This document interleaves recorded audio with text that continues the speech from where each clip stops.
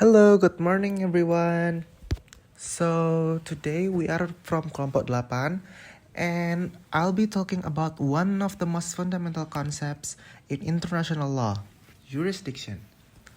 It may sound technical, but in reality, it lies at very heart of states exercise their power and interact with one another. Jurisdictions answer a simple but powerful question. Like, who has the right to make and enforce laws over whom and under what circumstances? So, the introduction. Every state has the right to regulate activities within its borders, to make laws, to apply those laws, and to punish those who break them. However, in our modern, globalized world, things are not that simple anymore. People, goods, and even digital information move across borders constantly. And this raises complicated questions. What happens when a person commits a crime in one country but is caught in another?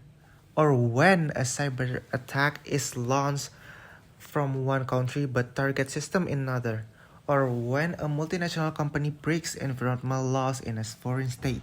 All of those situations challenge the boundaries of state authority, and this is exactly where jurisdiction in international law becomes important.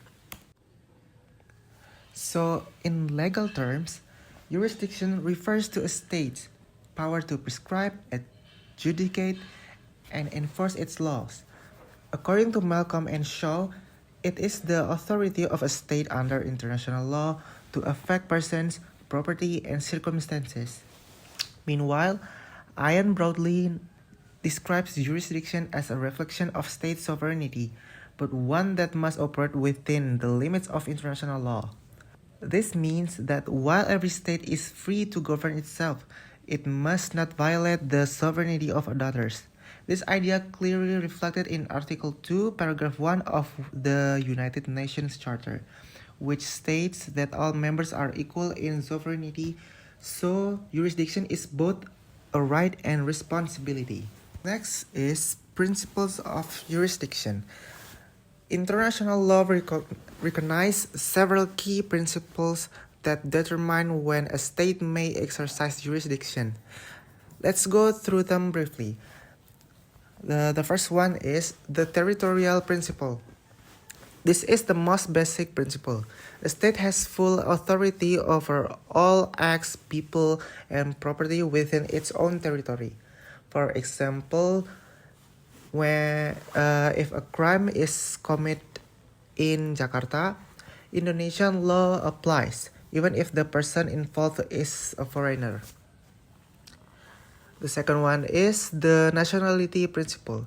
The principle gives a state jurisdiction over its own citizens, even when they are abroad. For instance, if an Indonesian citizen commits corruption in another country, Indonesia can still prosecute them under its law. The passive personality principle. The principle applies when the victim of a crime is a national of the state. So, if an Indonesian journalist is harmed overseas, Indonesia may claim jurisdiction to protect its citizens. The protective principle. A state can also act if a foreigner commits an act that threatens its national security, such as espionage of counterfeiting currency. And the last one is universal jurisdiction. Finally, for the most serious international crimes, genocides, piracy, war crimes, crimes against humanity, any state can prosecute regardless of where that crime occurred or who committed it. This principle reflects the idea that certain crimes are offenses against all humankind. Together, this principle balances a state's need to protect its interest with the broader duty to maintain global justice. So, in jurisdiction, there are a few types. So, in practice, in state jurisdiction, the state jurisdiction is divided into a few several categories. So the first one, there is a territorial jurisdiction. A jurisdiction exercised within a state's territory, including its land, territorial sea, and airspace. The next one, there is a personal jurisdiction. So this is a jurisdiction over a state's nationals, whether they are inside or outside the territory. And the last one, there are extraterritorial jurisdiction, a jurisdiction exercised beyond a state's borders, such as on ships flying the state's flag, embassies, or through the application of universal jurisdiction. In the next one, there are some limitations on jurisdiction. Although states are sovereign, their jurisdiction is not unlimited. International law imposes several restrictions to prevent abuse of power, and the first limitation is non-intervention. No state may exercise its jurisdiction within the territory of another state without consent. This principle upholds respect for territorial sovereignty. And the second limitation, there are diplomatic immunity. Diplomatic agents and certain international organizations enjoy immunity from the jurisdiction of the receiving states. This is codified in the Vienna Convention on Diplomatic Relations in 1961, and it ensures the smooth conduct of international diplomacy. So back again with me. To conclude, jurisdiction is much more than a technical rule.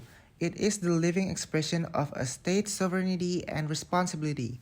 It defines how states exercise power, but also how they respect the power of others.